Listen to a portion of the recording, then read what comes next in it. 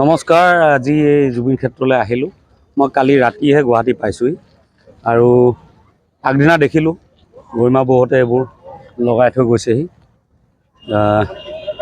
বেয়া লাগিছে।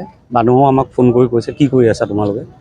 তো আজি আহি চালোঁহি গোটেই অৱস্থাটো, এইবোৰ এতিয়া বতাহ মাৰি আছে, এই চব ফুলি উঠিছে গোটেই। গতিকে বেছি বতাহ মাৰিলে এইটোতো উৰি যাব। গতিকে দাদাৰ গাত যাতে পানী নপৰক তাৰ ব্যৱস্থা এটা কৰিবলৈ আহিছোঁ আৰু সকলো ৰাইজে সহযোগ কৰাৰ আশা দিছে।